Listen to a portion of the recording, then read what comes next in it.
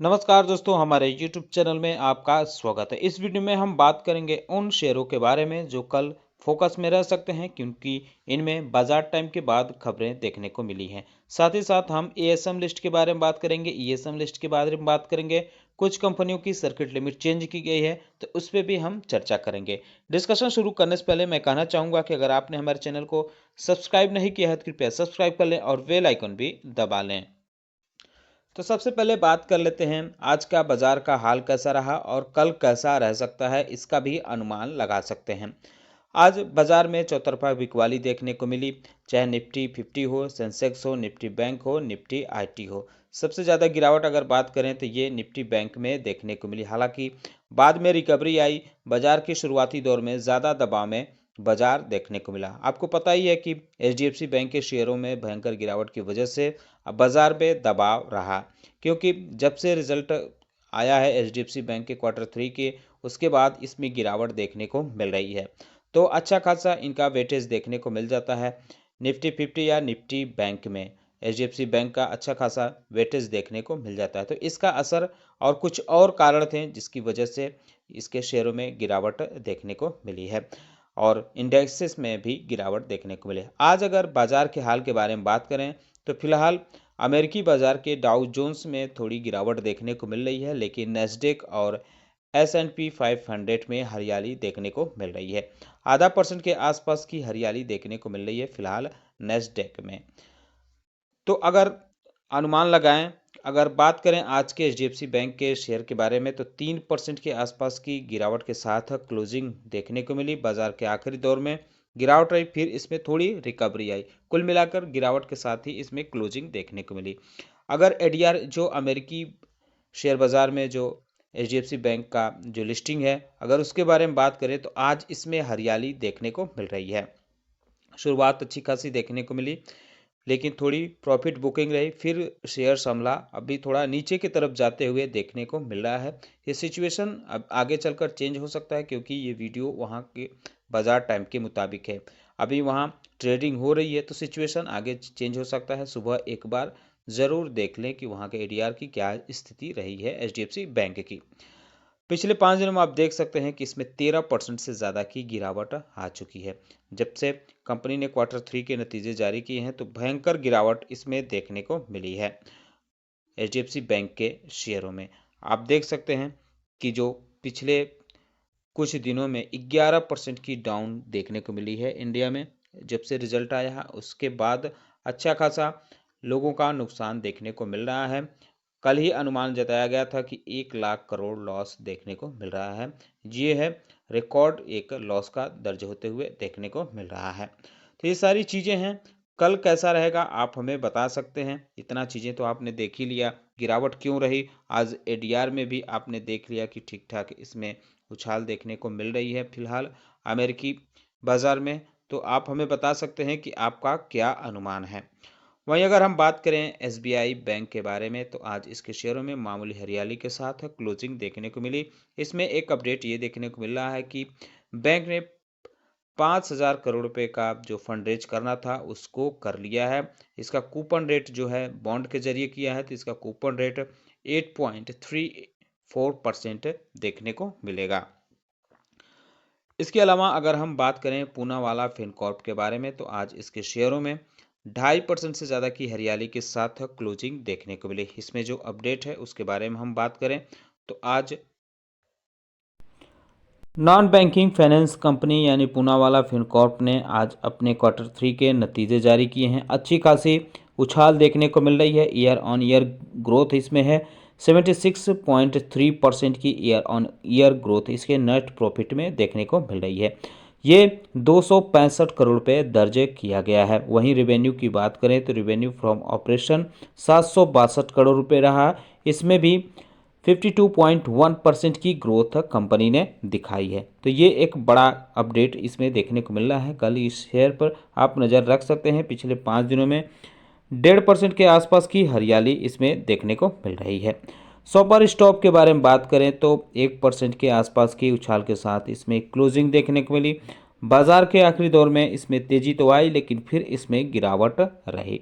तो कंपनी ने अपने Q3 के नतीजे जारी किए हैं, जिसमें उसका जो consolidated net profit 36 crore 85 lakh रुपए के आसपास रहा। हालांकि इसमें गिरावट कंपनी ने दिखाई है, 41.3% के आसपास की गिरावट इसने दिखाई है। इसके पीछे की वजह मानी जा रही है कि जो वीक ऑपरेटिंग नंबर और लोअर अदर इनकम रहा है, यानी कम रहा है। वहीं अगर इसके रिवेन्यू फ्रॉम ऑपरेशन की बात करें तो इसमें बढ़त देखने को मिल रही है 8.8% की ईयर ऑन ईयर के हिसाब से। 1237 करोड़ रुपए कंपनी का रिवेन्यू फ्रॉम ऑपरेशन रहा है। इसके अलावा पॉलीकैब इंडिया पे भी नज़र रख सकते हैं, कल यह शेयर भी फोकस में रह सकता है। पिछले दिनों आईटी की रेट की वजह से काफ़ी इसमें दबाव में देखने को मिला था, लेकिन हालांकि 2-3 दिनों से इसमें तेज़ी देखने को मिल रही है। कई ब्रोकरेज रिपोर्ट भी आई थी, अच्छी खासी रिपोर्ट देखने को मिली। आज इसके शेयरों में मामूली हरियाली के साथ क्लोजिंग देखने को मिली। तो आज कंपनी ने अपने Q3 के नतीजे जारी किए हैं, डबल डिजिट ग्रोथ दिखाई है अपने प्रॉफिट और रिवेन्यू में। इसके कंसोलिडेटेड नेट प्रॉफिट में 15.4% की ईयर ऑन ईयर ग्रोथ देखने को मिल रही है। 413 करोड़ रुपए कंपनी ने कंसोलिडेटेड नेट प्रॉफिट दर्ज किया है। वहीं अगर रिवेन्यू की बात करें तो ये 4,340 करोड़ रुपए के आसपास रहा है। इसमें 17% की ईयर ऑन ईयर ग्रोथ देखने को मिल रही है। कंपनी का एबिटा भी इंक्रीज हुआ 13%, ये 569 करोड़ रुपए के आसपास रहा है। अगर ऑपरेटिंग मार्जिन की बात करें तो ये 13.12% के आसपास देखने को मिली। कंपनी ने बताया है कि उसका वायर और केबल का बिजनेस है, उसमें स्ट्रॉन्ग देखने को मिली है, स्ट्रॉन्ग ग्रोथ देखने को मिल रही है। 17% ईयर ऑन ईयर ग्रोथ देखने को मिल रही है। इसके रिवेन्यू में ये 3,904 करोड़ रुपए के आसपास दर्ज किया गया है। वहीं इसके स्टैंड अलोन नेट प्रॉफिट की बात करें तो उसमें 29% की ग्रोथ देखने को मिल रही है। रिवेन्यू में 23% की ईयर ऑन ईयर ग्रोथ देखने को मिल रही है। अब अगर बात करें ल्यूपिन के बारे में तो आज इसके शेयरों में 2.25% के आसपास की उछाल के साथ क्लोजिंग देखने को मिली। इसमें एक अपडेट ये देखने को मिल रहा है कि कंपनी को एक टैबलेट के लिए मंजूरी मिल गई है, यूएस एफडीए की तरफ से मिली है। हाइपरलुक्रीमिया ट्रीटमेंट ये दवा है, तो इसके लिए कंपनी को मंजूरी मिल गई है। तो यह शेयर भी कल फोकस में रह सकता है, आप इस पे नज़र रख सकते हैं। वहीं अगर हम बात करें JSW इंफ्रास्ट्रक्चर के बारे में तो आज इसके शेयरों में 1% के आसपास की हरियाली के साथ क्लोजिंग देखने को मिली है। इसमें एक अपडेट ये देखने को मिली है, पिछले दिनों एक खबर आई थी कि JSW इंफ्रा है वो लीड कर रहा है नोवाकर कॉरपोरेशन को एक्वायर करने के लिए, तो वो सबसे आगे इस दौड़ में दिख रहा है। लेकिन अब कंपनी ने बाकायदा क्लियरिफिकेशन दिया है इस बारे में कि उसकी कोई बातचीत इस मामले को लेकर नहीं चल रही है। जब ये खबर आई थी तो इसमें अच्छी खासी ग्रोथ देखने को मिली थी, इसके शेयरों में 8% की तेज़ी देखने को मिली थी ये इस खबर के आने के बाद। तो कल इस वजह से यह शेयर भी फोकस में रह सकता है, क्योंकि कंपनी ने डिनाई कर दिया है कि उसकी कोई बातचीत नहीं चल रही है नवाकर कॉरपोरेशन के एक्विजिशन को लेकर।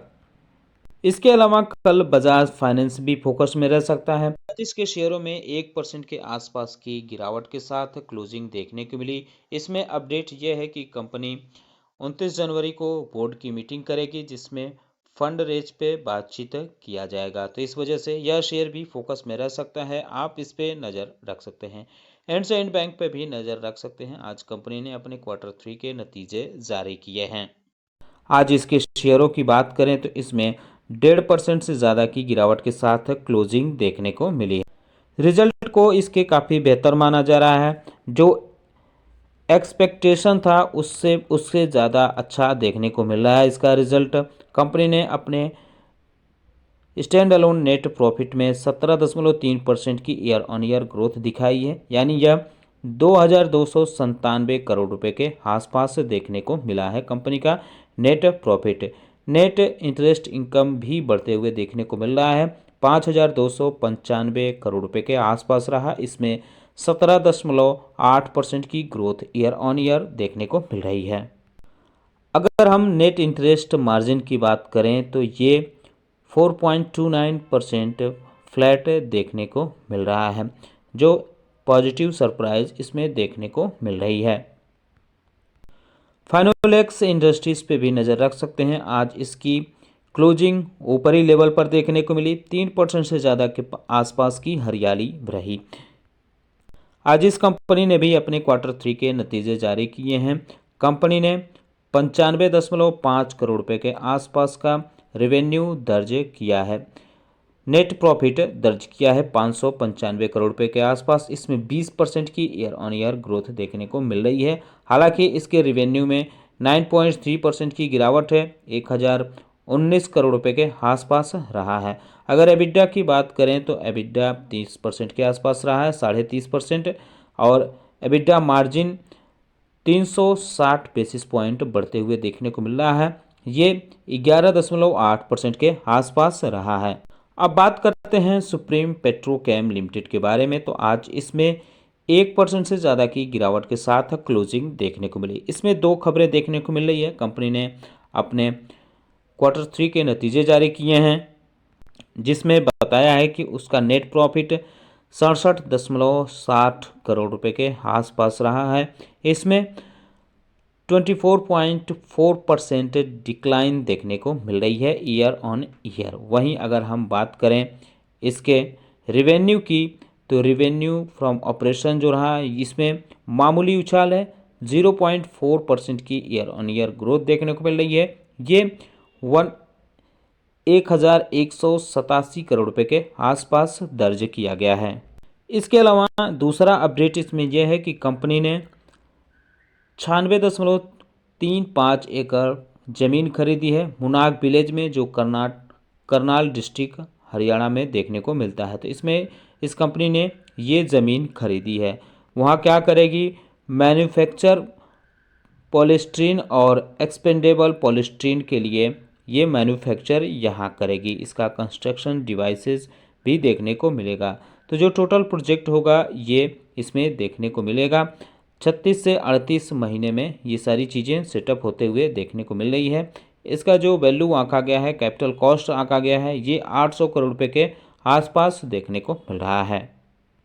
अब बात करते हैं EMS लिमिटेड के बारे में। तो आज इसके बाज़ार में आखिरी दौर में इसके शेयरों में अपर सर्किट देखने को मिला, 5% के आसपास की हरियाली के साथ क्लोजिंग देखने को मिली। आज इसमें एक अपडेट ये देखने को मिली, कंपनी को 478 करोड़ 93 लाख रुपए के आसपास का ऑर्डर मिल रहा है। उत्तराखंड से ये ऑर्डर मिल रहा है। विकास नगर जो उत्तराखंड में है वहाँ से मिला है ये ऑर्डर। ये क्या करना है, वाटर सप्लाई और सीवरेज सिस्टम के लिए डेवलपमेंट का काम करना है इस कंपनी को। तो इसका ऑर्डर मिला है, इसके लिए ये सबसे लोवेस्ट बिडर साबित हुआ है। इसके बाद इसको ये ऑर्डर मिला है। तो कल यह शेयर फोकस में रह सकता है, क्योंकि आज इसके शेयरों में अपर सर्किट के साथ क्लोजिंग देखने को मिली है। RAC लिमिटेड के बारे में बात करें तो आज इसकी क्लोजिंग हरियाली के साथ देखने को मिली। मामूली हरियाली रही, लेकिन ऊपरी लेवल पर इसकी क्लोजिंग देखने को मिली है। इसमें जो अपडेट ये है कि जो new and renewable energy ministry देखने को मिलती है, उसमें रूफटॉप सोलर प्रोग्राम के लिए इस कंपनी को हायर किया गया है, इसको चुना गया है। तो ये एक बड़ा अपडेट इसमें देखने को मिल रहा है। तो जिस प्रोग्राम के लिए इसको चुना गया है वो 40,000 मेगावाट का देखने को मिलता है। ये 2026 तक देखने को मिलेगा। तो इसके लिए ये चुना गया है इस कंपनी को। शेल बाई लिमिटेड के बारे में बात करें तो आज इसके शेयरों में 4.5% के आसपास की हरियाली के साथ क्लोजिंग देखने को मिली। क्लोजिंग ऊपरी लेवल पर रही। इसमें जो अपडेट देखने को मिल रहा है कि इसमें यह है कि कंपनी 87.26% स्टैक एक्वायर करेगी। किसमें करेगी, PK हेल्थ केयर में। ये 102 करोड़ रुपए के आसपास एक्विजिशन देखने को मिलेगा। ये 1 महीने में एक्विजिशन पूरा होते हुए देखने को मिलेगा। तो कल यह शेयर भी फोकस में रह सकता है, इस पर नज़र रख सकते हैं। वहीं अगर हम बात करें मेट्रो ब्रांड्स लिमिटेड के बारे में तो आज इसके शेयरों में मामूली गिरावट यानी 1% के आसपास की गिरावट के साथ क्लोजिंग देखने को मिली। इसमें जो अपडेट देखने को मिल रहा है, कंपनी ने अपने Q3 के नतीजे जारी किए हैं।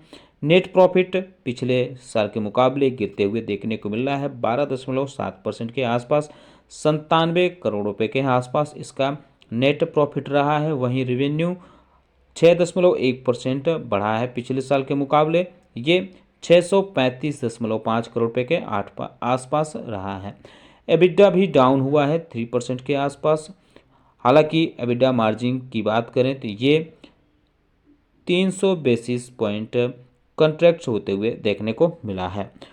तो कल यह शेयर भी फोकस में रह सकता है, आप इस पे नजर। अगर गणेशा इको स्फर लिमिटेड के बारे में बात करें तो आज इसमें 2% के आसपास के साथ गिरावट के साथ क्लोजिंग देखने को मिली।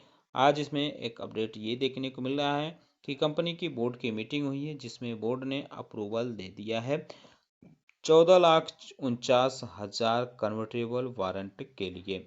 तो ये जीपीएल फाइनेंस के लिए ये अलॉटमेंट होगा। जो कन्वर्टेबल वारंट है ये प्रोमोटर ग्रुप की एंटिटी देखने को मिलती है। तो जो इसका इशू प्राइस है 1,035 रुपये के आसपास देखने को मिला। जीपीएल फाइनेंस की जो स्टॉक होल्डिंग है इस कंपनी में, ये पहले 10.14% देखने को मिलती थी, अब 15.73% देखने को मिलेगी। इसके अलावा एलेंबिक फार्मा पे भी आप नज़र रख सकते हैं। आज अगर हम इसके शेयरों के परफॉर्मेंस की बात करें तो आज इसके शेयरों में 1% के आसपास की हरियाली के साथ क्लोजिंग देखने को मिली है। तो जो अपडेट है उसकी बात करें तो $1 मिलियन की प्रोमिसरी नोट इशू किया है। इसने RIGI-MM के लिए ये किया गया है। तो इस वजह से यह शेयर भी फोकस में रह सकता है, क्योंकि कंपनी अब इसमें 12.82% इसमें होल्डिंग हो गई है इस कंपनी में, RIGI में, इस इन्वेस्टमेंट के बाद। सालासर टेक्नो इंजीनियरिंग पे भी नज़र रख सकते हैं। कंपनी ने जो बोनस बताए थे, जारी किए थे, बोनस के लिए जो न्यूज़ देखने को मिलती थी, अब इसकी रिकॉर्ड डेट आ गई है 1 फरवरी, इसकी रिकॉर्ड डेट देखने को मिल रही है। आज इसके शेयरों में 6.5% के आसपास की उछाल देखने को मिली है। अब बात करते हैं एएसएम लिस्ट के बारे में। तो आज एएसएम के शॉर्ट टर्म लिस्ट में महज 4 कंपनियों को शामिल किया गया है, जिनके नाम आप देख सकते हैं। Grover Well India Limited, Sicagen India Limited, Dhanalakshmi Roto Spinners Limited, Magnum Venture Limited. इसके अलावा एक कंपनी को हायर स्टेज में मूव किया गया है, कॉस्मिक CRF लिमिटेड को हायर स्टेज में मूव किया गया है। अगर बात करें इसमें से बाहर की गई कंपनियों को बारे में, तो कुल 11 कंपनियां एएसएम लिस्ट से बाहर की गई हैं, एएसएम के शॉर्ट टर्म लिस्ट से। इसमें है BMW Industry, Galactico Corporate Services Limited, MPL Plastics Limited, पमाना Industries Limited, RDB Rasayans Limited, Tatia Global Venture Limited, Veljan Denison Limited और Adhik Shakti Loha and Ispat Limited, Healthy Life Agritech Limited, Stellar Capital Services Limited, Golconda Diamonds Limited and Jewellery को भी इसमें से बाहर किया गया है। लेकिन जिन कंपनियों के आगे डॉलर के सिंबल बने हैं उनको ESM लिस्ट में डाला गया है, यहाँ से निकालकर। तो ASM के लॉन्ग टर्म लिस्ट के बारे में बात करें तो इसमें आज एक कंपनी को शामिल किया गया है, AYM सिंटेक्स लिमिटेड को शामिल किया गया है। इसके अलावा 2 कंपनियां ऐसी हैं जिनको सेकेंड स्टेज में डाला गया है, अम्रपाली इंडस्ट्रीज और KMF builders and developers limited. वहीं बात करें इसमें से बाहर की गई कंपनियों के बारे में, तो 2 कंपनियां बाहर किए गई हैं, square Four Projects India limited और एपिक एनर्जी लिमिटेड। जो square Four Projects India limited है, इसको ESM लिस्ट में डाला गया है। एपिक एनर्जी लिमिटेड को GSM लिस्ट में यहाँ से मूव किया गया है।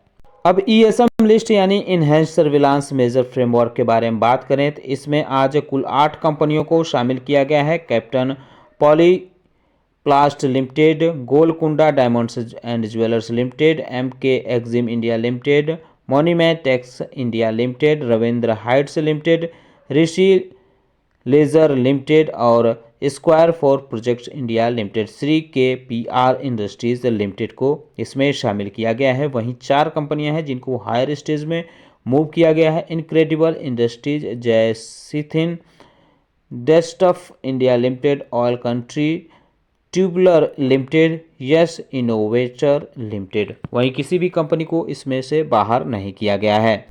अगर बात करें उन कंपनियों के बारे में जिनके प्राइस बैंड चेंज किए गए हैं तो गोलकुंडा डायमंड्स एंड ज्वेलर का प्राइस बैंड 10% हो गया है, क्रोसिसेनेंस लिमिटेड का 10% हुआ है, इंडो थाई सिक्योरिटीज़ का 10% हुआ है, ग्लेंडर्स आर्ब्यूथॉन कंपनी लिमिटेड का 5% हुआ है, राने इंजन्स वाल्व लिमिटेड का 5% हुआ है, एमके प्रोटीन लिमिटेड का 5% हुआ है, तारा सॉफ्टवेयर लिमिटेड का 5% हुआ है, इंटरग्लोब फाइनेंस लिमिटेड का 5% हुआ है, भारत वायर रोप्स लिमिटेड का 5% हुआ है। वहीं ऑयल कंट्री ट्यूबलर का 2% कर दिया गया है, जीसिंथ डिस्टफ लिमिटेड का 2% हुआ है, यश इनोवेंचर लिमिटेड का 2% हुआ है, इनक्रेडिबल इंडस्ट्रीज लिमिटेड का प्राइस बैंड अब 2% देखने को मिलेगा। तो दोस्तों उम्मीद करता हूं कि आपको हमारा वीडियो पसंद आया होगा। ये जो भी ईएसएम लिस्ट या प्राइस बैंड में जो चेंज हुए हैं ये 19 जनवरी यानी कल से लागू माने जाएंगे, तो इस बात का भी ख्याल रखें। वीडियो देखने के लिए बहुत बहुत धन्यवाद।